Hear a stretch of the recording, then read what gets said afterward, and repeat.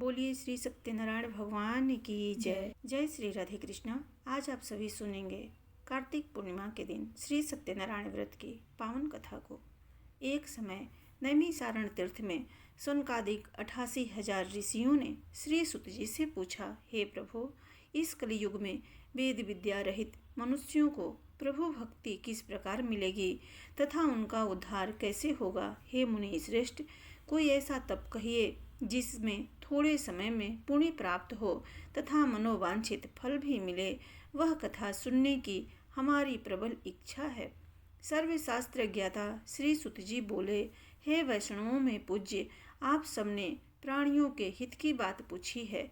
अब मैं उस श्रेष्ठ व्रत को आप लोगों से कहूँगा जिस व्रत को नारद जी ने श्री लक्ष्मी नारायण भगवान विष्णु से पूछा था और श्री लक्ष्मीपति ने मुनि श्रेष्ठ नारद जी से कहा था। वह कथा आप लोग ध्यान पूर्वक सुनिए। एक समय योगी राज नारद जी दूसरों के हित की इच्छा से अनेकों लोकों में घूमते हुए मृत्यु लोक में आ पहुँचे।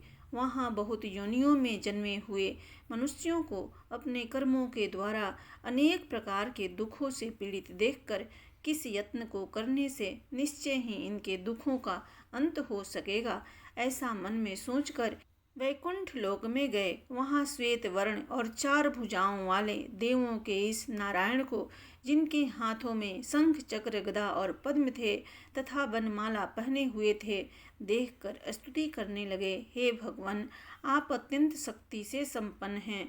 मन तथा वाणी भी आपको नहीं पा सकती। आपका आदि मध्य अंत नहीं है। निर्गुण स्वरूप सृष्टि के कारण भक्तों के दुखों को नष्ट करने वाले हैं।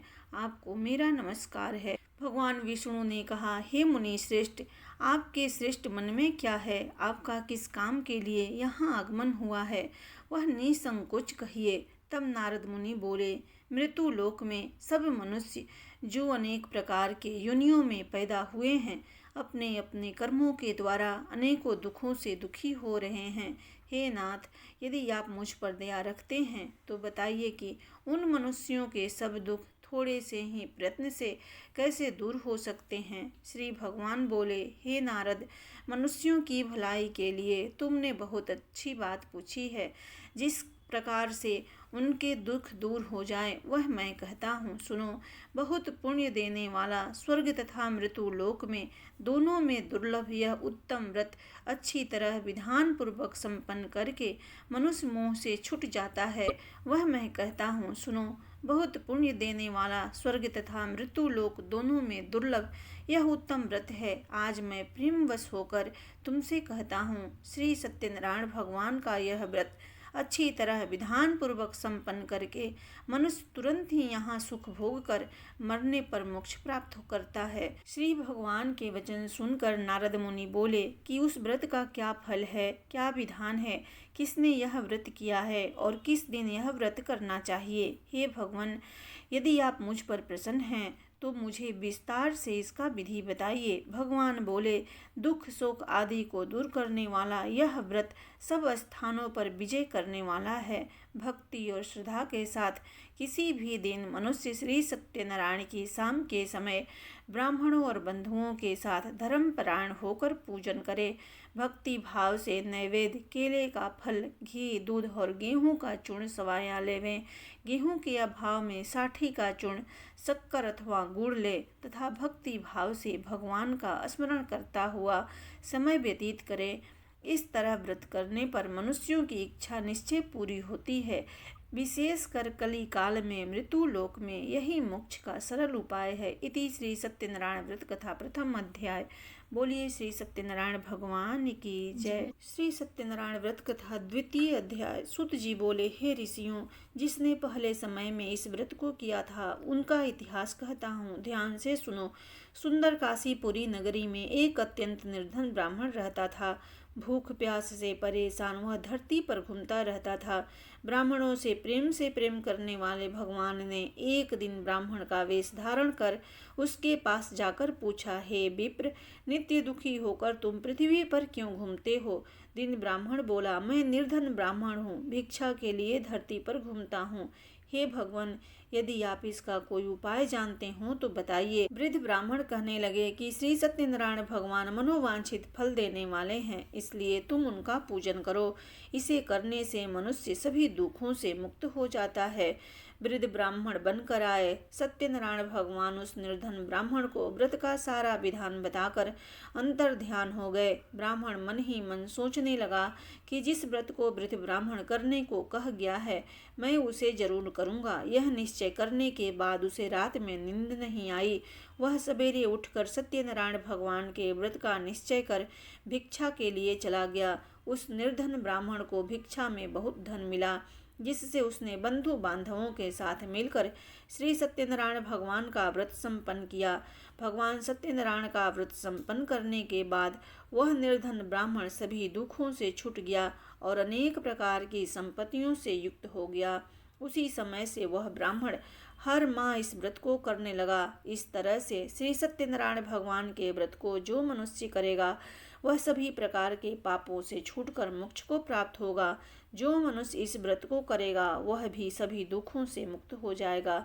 सूत जी बोले कि इस तरह से नारद जी से नारायण जी का कहा हुआ श्री सत्यनारायण व्रत को मैंने तुमसे कहा। हे विप्रो, मैं अब और क्या कहूँ। ऋषि बोले, हे मुनिवर, संसार में उस विप्र से सुनकर और किस किस ने इस व्रत को किया, हम सब सुनना चाहते हैं। इसके लिए हमारे मन में श्रद्धा का भाव है। सुत जी बोले, हे मुनियों, जिसने इस व्रत को किया है वह सब सुनो। एक समय वही विप्र धन व ऐश्वर्य के अनुसार अपने बंधु बांधवों के साथ इस व्रत को करने को तैयार हुआ। उसी समय एक लकड़ी बेचने वाला बुढ़ा आदमी आया और लकड़ियां बाहर रखकर अंदर ब्राह्मण के घर में गया। प्यास से दुखी वह लकड़हारा उनको व्रत करते देख विप्र को नमस्कार कर पूछने लगा कि आप यह क्या कर रहे हैं तथा इसे करने से क्या फल मिलेगा, कृपया मुझे भी बताएं। ब्राह्मण ने कहा कि सब मनोकामनाओं को पूरा करने वाला यह सत्यनारायण भगवान का व्रत है। इनकी कृपा से ही मेरे घर में धन निधान आदि की वृद्धि हुई है। विप्र से सत्यनारायण व्रत के बारे में जानकर लकड़हारा बहुत प्रसन्न हुआ। चरणामृत ले वह प्रसाद खाने के बाद वह अपने घर को गया। लकड़हारे ने अपने मन में संकल्प किया कि आज लकड़ी बेचने से जो धन मिलेगा, उसी से श्री सत्यनारायण भगवान का उत्तम व्रत करूंगा। मन में इस विचार को ले बुढ़ा आदमी सिर पर लकड़ियां रख उस नगर में बेचने गया जहां धनी लोग ज्यादा रहते थे। उस नगर में उसे अपने लकड़ियों का दाम पहले से 4 गुना अधिक मिला। बूढ़ा प्रसन्नता के साथ दाम लेकर केले, शक्कर, घी, दूध, दही और गेहूं का आटा ले और सत्यनारायण भगवान के व्रत का अन्य सामग्री लेकर अपने घर गया। वहां उसने अपने बंधु बांधवों को बुलाकर विधि विधान से सत्यनारायण भगवान का पूजन व व्रत किया। इस व्रत के प्रभाव से वह लकड़हारा धन पुत्र आदि से युक्त होकर संसार के समस्त सुख भोग अंतकाल में वैकुंठ धाम को चला गया। इति श्री सत्यनारायण व्रत कथा का 2वां अध्याय संपूर्ण। बोलिए श्री सत्यनारायण भगवान की जय। सूत जी बोले, हे श्रेष्ठ मुनियों, अब आगे की कथा कहता हूँ। पहले समय में उल्कामुख नाम का एक बुद्धिमान राजा था। वह सत्य वक्ता और जितेंद्रिय था। प्रतिदिन देवस्थानों पर जाता और निर्धनों को धन देकर उनके कष्ट दूर करता था। कमल के समान मुख वाली तथा सती साध्वी थी। भद्रशिला नदी के तट पर उन दोनों ने श्री सत्यनारायण भगवान का व्रत किया। उसी समय साधु नाम का एक वैश्य आया। उसके पास व्यापार करने के लिए बहुत सा धन था। राजा को व्रत करते देखकर वह विनय के साथ पूछने लगा, हे राजन, भक्ति भाव से पूर्ण होकर आप यह क्या कर रहे हैं? मैं सुनने की इच्छा रखता हूँ, आप मुझे बताएं। राजा बोला, हे साधु, अपने बंधु बांधवों के साथ पुत्र आदि की प्राप्ति के लिए एक महाशक्तिमान श्री सत्यनारायण भगवान का व्रत व पूजन कर रहा हूँ। राजा के वचन सुन साधु आदर से बोला, हे राजन, मुझे इस व्रत का सारा विधान कहिए। आपके कथनानुसार मैं भी इस व्रत को करूँगा। मेरी भी संतान नहीं है और इस व्रत को करने से निश्चित रूप से मुझे संतान की प्राप्ति होगी। राजा से व्रत का सारा विधान सुन व्यापार से निवृत्त हो अपने घर गया। साधु वैश्य ने अपनी पत्नी को संतान देने वाले इस व्रत का वर्णन कह सुनाया और कहा कि जब मेरी संतान होगी तब मैं इस व्रत को करूँगा। साधु ने इस तरह के वचन अपनी पत्नी लीलावती से कहे। एक दिन लीलावती अपने पति के साथ आनंदित हो सांसारिक धर्म में प्रवृत्त हो सत्यनारायण भगवान की कृपा से गर्भवती हो गई। 10वें महीने में उसके गर्भ से एक सुंदर कन्या ने जन्म लिया। दिनों दिन वह कन्या इस प्रकार बढ़ने लगी जैसे कि शुक्ल पक्ष का चंद्रमा बढ़ता है। माता पिता ने अपनी कन्या का नाम कलावती रखा। एक दिन लीलावती ने मीठे शब्दों में अपने पति को याद दिलाया कि आपने सत्यनारायण भगवान के जिस व्रत को करने का संकल्प किया था उसे करने का समय आ गया है, आप इस व्रत को करिए। साधु बोला कि हे प्रिय, इस व्रत को मैं उसके विवाह पर करूँगा। इस प्रकार अपनी पत्नी को आश्वासन देकर वह नगर को चला गया। कलावती पिता के घर में रह दिनों दिन बड़ी होने लगी। साधु ने एक बार नगर में अपनी कन्या को सखियों के साथ देखा तो तुरंत ही दूत को बुलाकर कहा कि मेरी कन्या के योग्य वर देखकर आओ। साधु की बात सुनकर दूत कंचन नगर में पहुंचा और वहां देखभाल कर लड़की के सुयोग वाणिक पुत्र को ले आया। सुयोग लड़के को देख साधु ने बंधु बांधवों को बुलाकर अपनी पुत्री का विवाह कर दिया। लेकिन दुर्भाग्य से साधु ने अभी भी श्री सत्यनारायण भगवान का व्रत नहीं किया। इस पर श्री भगवान क्रोधित हो गए और श्राप दिया कि साधु को अत्यधिक दुख मिले। अपने कार्यों में कुशल साधु बनिया जमाई को लेकर समुद्र के पास स्थित होकर रत्नसारपुर नगर में गया। वहां जाकर दामाद ससुर दोनों मिलकर चंद्रकेतु राजा के नगर में व्यापार करने लगे। एक दिन भगवान सत्यनारायण की माया से एक चोर राजा का धन चुराकर भाग रहा था। उसने राजा के सिपाहियों को अपना पीछा करते देख चुराया हुआ धन वहां रख दिया जहां साधु अपने जमाई के साथ ठहरा हुआ था। राजा के सिपाहियों ने साधु वैश्य के पास राजा का धन पड़ा देखा तो वह ससुर जमाई दोनों को बांधकर प्रसन्नता से राजा के पास ले गए और कहा कि उन दोनों चोरों को हम पकड़ लाए हैं, आप आगे की कार्यवाही की आज्ञा दें। राजा की आज्ञा से उन दोनों को कठिन कारावास में डाल दिया गया और उनका सारा धन भी राजा ने छीन लिया। श्री सत्यनारायण भगवान के श्राप से साधु की पत्नी भी बहुत दुखी हुई। घर में जो धन रखा था उसे चोर चुरा ले गए। शारीरिक तथा मानसिक पीड़ा और भूख प्यास से अति दुखी हो अन्न की चिंता में कलावती एक ब्राह्मण के घर गई। वहां उसने श्री सत्यनारायण भगवान का व्रत होते देखा, फिर कथा भी सुनी तथा प्रसाद ग्रहण कर रात को घर वापिस आई। माता ने कलावती से पूछा कि हे पुत्री, अब तक तुम कहाँ थी, वह तेरे मन में क्या है। कलावती ने अपनी माता से कहा, हे माता, मैंने एक ब्राह्मण के घर में श्री सत्यनारायण भगवान का व्रत देखा है। कन्या के वचन सुन लीलावती भगवान के पूजन की तैयारी करने लगी। लीलावती ने परिवार एवं बंधुओं से श्री सत्यनारायण भगवान का पूजन किया और उनसे वर मांगा कि मेरे पति व जमाई शीघ्र घर आ जाएं। साथ ही यह भी प्रार्थना की कि हम सबका अपराध क्षमा करें। श्री सत्यनारायण भगवान इस व्रत से संतुष्ट हो गए और राजा चंद्रकेतु को सपने में दर्शन देकर कहा, हे राजन, तुम उन दोनों वैश्यों को छोड़ दो और तुमने उनका जो धन लिया है उसे वापस कर दो। अगर तुमने ऐसा नहीं किया तो मैं तुम्हारा धन्य राज्य व संतान सभी को नष्ट कर दूंगा। राजा को यह सब कहकर भगवान अंतर ध्यान हो गए। प्रातः काल सभा में राजा ने अपना सपना कह सुनाया। फिर बोले कि वणिक पुत्रों को कैद से मुक्त कर सभा में लाओ। दोनों ने आते ही राजा को प्रणाम किया। राजा मीठी वाणी में बोला, हे महानुभाव, भाग्यवश ऐसा कठिन दुख तुम्हें प्राप्त हुआ है, लेकिन अब तुम्हें कोई भय नहीं है। ऐसा कह राजा ने उन दोनों को नए वस्त्राभूषण भी पहनाए और जितना धन उनका लिया था उससे दुगना धन वापिस कर दिया। दोनों वैश्य अपने घर को चल दिए। इति श्री सत्यनारायण व्रत कथा का 3 अध्याय संपूर्ण। बोलिए श्री सत्यनारायण भगवान की जय।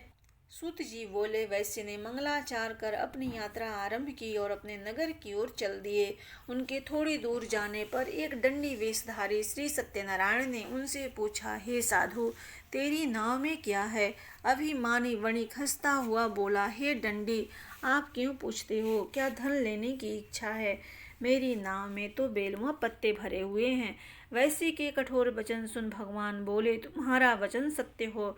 दंडी ऐसे वचन कह वहां से दूर चले गए। कुछ दूर जाकर समुद्र के किनारे बैठ गए। दंडी के जाने के बाद साधु वैश्य ने नित्य क्रिया के पश्चात नाव को ऊंची उठते देख अचंभा माना और नाव में बेलपत्ते आदि देखकर वह मूर्छित हो जमीन पर गिर पड़ा। मूर्छा खुलने पर वह अत्यंत शोक में डूब गया। तब उसका दामाद बोला कि आप शोक न मनाएं, यह डंडी का श्राप है, इसलिए हमें उनकी शरण में जाना चाहिए, तभी हमारी मनोकामना पूरी होगी। दामाद की बात सुनकर वह डंडी के पास पहुंचा और अत्यंत भक्ति भाव से नमस्कार करके बोला, मैंने आपसे जो जो असत्य वचन कहे थे उनके लिए मुझे क्षमा कर दें। ऐसा कहकर महान शोकातुर हो वह रोने लगा। तब दंडी भगवान बोले, हे वणिक पुत्र, मेरी आज्ञा से बार बार तुम्हें दुख प्राप्त हुआ है, तू मेरी आज्ञा से विमुख हुआ है। साधु बोला, हे भगवान, आपकी माया से ब्रह्मा आदि देवता भी आपके रूप को नहीं जानते, तब मैं अज्ञानी कैसे जान सकता हूँ। आप प्रसन्न होइए, अब मैं अपनी सामर्थ्य के अनुसार आपकी पूजा करूँगा। मेरी रक्षा कीजिए और पहले के समान नौका में धन भर दीजिए। साधु वैश्य के भक्ति पूर्वक वचन सुनकर भगवान प्रसन्न हो गए और उसकी इच्छा अनुसार वरदान देकर अंतर ध्यान हो गए। ससुर जमाई जब नाव पर आए तो नाव धन से भरी हुई थी। फिर वहीं अपने अन्य साथियों के साथ सत्यनारायण भगवान का पूजन कर अपने नगर को चल दिए। जब नगर के नजदीक पहुँचे तो दूत को घर पर खबर करने के लिए भेज दिया। दूत साधु की पत्नी को प्रणाम कर कहने लगा कि मालिक अपने दामाद सहित नगर के निकट आ गए हैं। दूत की बात सुन साधु की पत्नी लीलावती ने बड़े हर्ष के साथ सत्यनारायण भगवान का पूजन कर अपनी पुत्री कलावती से कहा कि मैं अपने पति के दर्शन को जाती हूँ, तू कार्य पूर्ण कर शीघ्र आ जा। माता के ऐसे वचन सुन कलावती जल्दी में प्रसाद छोड़ अपने पति के पास चली गई। प्रसाद की अवज्ञा के कारण श्री सत्यनारायण भगवान रुष्ट हो गए और नाव सहित उसके पति को पानी में डुबो दिया। कलावती अपने पति को वहां न पाकर रोती हुई जमीन पर गिर गई। नौका को डूबा हुआ देख, कन्या को रोता देख साधु दुखी होकर बोला, हे प्रभो, मुझसे तथा मेरे परिवार से जो भूल हुई है उसे क्षमा करो। साधु के दीन वचन सुनकर श्री सत्यनारायण भगवान प्रसन्न हो गए और आकाशवाणी हुई, हे साधु, तेरी कन्या मेरे प्रसाद को छोड़कर आई है, इसलिए उसका पति अदृश्य हो गया है। यदि वह घर जाकर प्रसाद खाकर लौटती है तो इसे इसका पति अवश्य मिलेगा। ऐसी आकाशवाणी सुन कलावती घर पहुंचकर प्रसाद ग्रहण की और फिर आकर अपने पति के दर्शन की। उसके बाद साधु अपने बंधु बांधवों सहित श्री सत्यनारायण भगवान का विधि विधान से पूजन किया तथा इस लोक में सुख भोग कर अंत में स्वर्ग को गया। इति श्री सत्यनारायण व्रत कथा चतुर्थ अध्याय। बोलिए श्री सत्यनारायण भगवान की जय। श्री सत्यनारायण व्रत कथा पंचम अध्याय। सूत जी बोले, हे ऋषियों, मैं और भी एक कथा कहता हूँ, उसे भी ध्यान पूर्वक सुनो। प्रजा पालन में लीन तुंग ध्वज नाम का एक राजा था। उसने भी भगवान का प्रसाद त्याग कर बहुत ही दुख सहन किया। एक बार वन में जाकर वन्य पशुओं को मारकर वह बड़ के पेड़ के नीचे आया। वहां उसने ग्वालों को भक्ति भाव से अपने बंधुओं सहित श्री सत्यनारायण भगवान का पूजन करते देखा। अभिमानवश राजा ने उन्हें देखकर भी पूजा स्थान में नहीं गया और न ही उसने भगवान को नमस्कार किया। ग्वालों ने राजा को प्रसाद दिया, लेकिन उसने वह प्रसाद भी नहीं खाया और प्रसाद को छोड़ अपने नगर को चला गया। जब वह नगर में पहुंचा तो वहां सब कुछ तहस नहस हुआ पाया, तो वह शीघ्र ही समझ गया कि यह सब भगवान ने ही किया है। वह दोबारा ग्वालों के पास पहुंचा और विधि पूर्वक पूजन करके प्रसाद खाया तो श्री सत्यनारायण भगवान की कृपा से सब कुछ पहले जैसा हो गया। दीर्घ काल तक सुख भोगने के बाद मरणोपरांत उसे स्वर्ग लोक की प्राप्ति हुई। जो मनुष्य इस परम दुर्लभ व्रत को करेगा तो भगवान सत्यनारायण की अनुकंपा से उसे धन्य धान की प्राप्ति होगी। निर्धन धनी हो जाता है और भय मुक्त हो जीवन जीता है। संतानहीन मनुष्य को संतान सुख मिलता है और सारे मनोरथ पूर्ण होने पर मानव अंतकाल में वैकुंठ धाम को जाता है। सुत जी बोले, जिन्होंने पहले इस व्रत को किया है, अब उनके दूसरे जन्म की कथा कहता हूँ। वृद्ध सतानंद ब्राह्मण ने सुदामा का जन्म लेकर मोक्ष की प्राप्ति की। लकड़हारे ने अगले जन्म में निषाद बनकर मोक्ष प्राप्त किया। उल्का मुख नाम का राजा दशरथ होकर बैकुंठ को गए। साधु नाम के वैश्य ने मोर ध्वज बनकर अपने पुत्र को आरे से चीरकर मोक्ष पाया। महाराज तुंग ध्वज ने स्वयंभुव होकर भगवान में भक्ति युक्त हो कर्म कर मोक्ष पाया। इति श्री सत्यनारायण व्रत कथा पंचम अध्याय संपूर्ण। बोलिए श्री सत्यनारायण भगवान की जय। जय लक्ष्मी रमणा स्वामी जय लक्ष्मी रमणा। सत्यनारायण स्वामी जनपा तक हरणा। ओम जय लक्ष्मी रमणा। रत्न जड़ित सिंहासन अद्भुत छबिराजे। नारद करत निरंजन घंटा ध्वनि बाजे। ओम जय लक्ष्मी रमणा। प्रगट भये कलि कारण द्विज को दरस दियो। बूढ़ा ब्राह्मण बन कर कंचन महल कियो। ओम जय लक्ष्मी रमणा। दुर्बल भील कठारो जिन पर कृपा करी। चंद्रचूड़ एक राजा तिनकी विपत्ति हरी। ओम जय लक्ष्मी रमणा। वैश्य मनोरथ पायो श्रद्धा तज दीन्ही। सो फल भोग्यो प्रभु जी फिरे स्तुति किन्ही। ओम जय लक्ष्मी रमणा। भाव भक्ति के कारण छिन छिन रूप धरो। श्रद्धा धारण किन्ही तिनको काज सरो। ओम जय लक्ष्मी रमणा।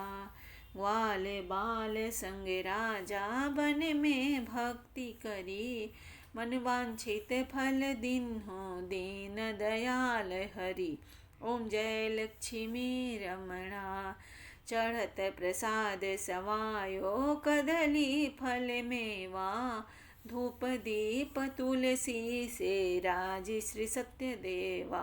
ओम जय लक्ष्मी रमणा। श्री सत्यनारायण स्वामी जी की आरती जो कोई नर गावे। रिधि सीधी सुख संपत्ति सहज रूप पावे। ओम जय लक्ष्मी रमणा। स्वामी जय लक्ष्मी रमणा। सत्यनारायण स्वामी जन पातक हरणा। ओम जय लक्ष्मी रमणा। बोलिए श्री सत्यनारायण भगवान की जय।